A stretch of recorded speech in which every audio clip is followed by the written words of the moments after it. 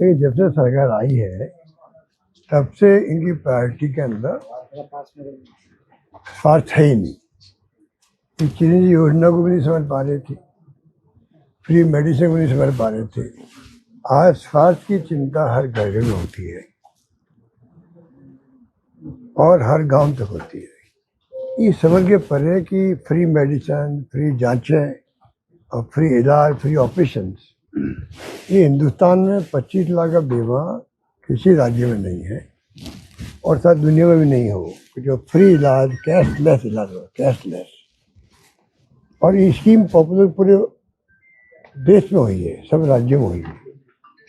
किसी की रूप में अपना है। 10 लाख का बीमा कर दिया पंजाब में।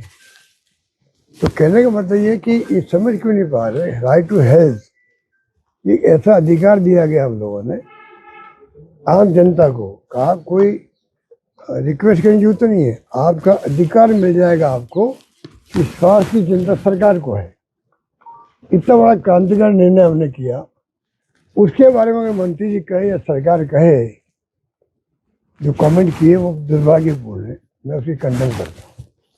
बल्कि मजबूत करना चाहिए था इसको। इसके जो राइट टू हेल्थ है, इसके नियम कायदे बना के अभी तक तो लागू करना चाहिए था और स्ट्रॉन्ग करना चाहिए था इनको, तो आपका नाम होता पूरे देश के अंदर।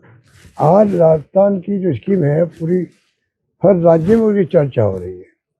यहाँ पता नहीं किस प्रकार से बिहेव कर रहे हैं। और मैं जब से देख रहा हूँ 2 साल हमें हो गए जब सरकार की आई, तब से जो मिलने आता है उनमें 2-4 लोग तो किससे बताते हैं, कैसे हमारा हार्ट का ऑपरेशन हुआ, कैसे घुटने चेंज हुए, कैसे टीबी का इलाज हुआ, कैसे कैंसर का इलाज हो गया फ्री के अंदर।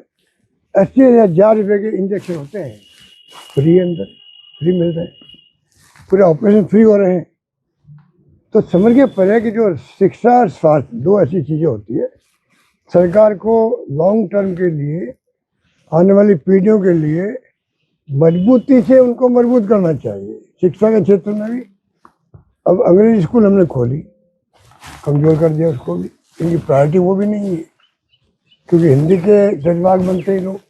अरे हम भी हिंदी के पक्षधर हैं, पर इंग्लिश की जगह इंग्लिश से दुनिया बदल गई है। मोबाइल फ़ोन आ गए हैं, IT का ज़माना है, कंप्यूटर आ गए हैं। बच्चों को भविष्य बनाना है तो आपको करना पड़ेगा, इंग्लिश की पढ़ाई भी करनी पड़ेगी।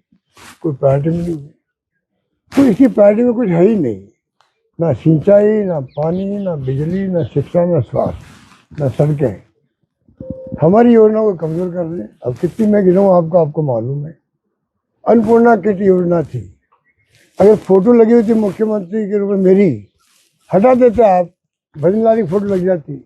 स्कीम को बंद क्यों किया, मैं पूछना चाहता हूँ। हर क्षेत्र में, हर शहर में, गाँव के अंदर इंदिरा रसोई थी। कितने लोग खाना खाते थे, मजदूर थे या हॉस्टल में वाले विद्यार्थी थे, आम नागरिक थे, गरीब लोग थे। कमजोर कर दिया, ठप पड़ा है स्कीम को। अनेकों योजना ऐसी है जो ठप पड़ी हुई है। क्या बताएं, ट्रैफिक जाम हो रहा है जयपुर के अंदर, और जो हमने वो बनाया इनका कोचिंग हब, 100 करोड़ रुपये लगे होंगे, वो बड़ा खराब हो रहा है।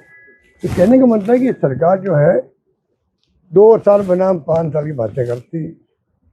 अब किसने इनको पर्ची पकड़ा दी, मुख्यमंत्री जी को किसने ब्रीफ कर दिया, 2 साल बनाम 5 साल। अरे हमारे तो 1.5 साल तो निकल गया, कोविड के अंदर निकल गया हमारा। तब भी हमने जो योजना बनाई 5 साल। हमारी सरकार के हालात आप देख रहे हो क्या हुआ था। सरकार ज़्यादा बची थी हमारी सरकार, तो वो भी एक इतिहास बना। कर्नाटक चला गया, मध्य प्रदेश चला गया, महाराष्ट्र चला गया, गोवा चला गया। हमने प्रधानमंत्री मोदी जी के और अमित शाह जी के मंसूबों को ध्वस्त कर दिया। हमने राजस्थान के अंदर ध्वस्त कर दिया। 34 दिन होटलों में जाना पड़ा हमें, एक MLA छोड़ के नहीं गया हमें। कितना ऑफर हो रही थी उनको, आप कल्पना नहीं कर सकते। ये बातें कितनी बार मैं कहूँगा आप। तो कहने का मतलब ये सरकार जो है 2 साल हुए, 2 साल में बर्बाद कर दिया प्रदेश को। हर गांव में इनकी हालत खराब हो रही है, कोई गवर्नेंस नाम की चीज़ नहीं है। और मैं कह रहा हूँ मुख्यमंत्री जी को, मैं राजनीति हट के बात करना चाहता हूँ आपसे। आप अपनी टीम भेजिए, पता कीजिए कि वास्तव में क्या स्थिति है गाँव के अंदर आपकी सरकार की। अगर आप फीडबैक लेके सुशासन देंगे, गुड गवर्नेंस देंगे तो फायदा किसको होगा? जनता को होगा। हमें जनता की चिंता है।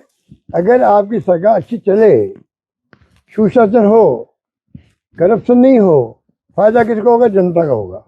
तो क्या हम ड्यूटी नहीं है कि विपक्ष वालों की, कि जनता के हित की बात हम करें?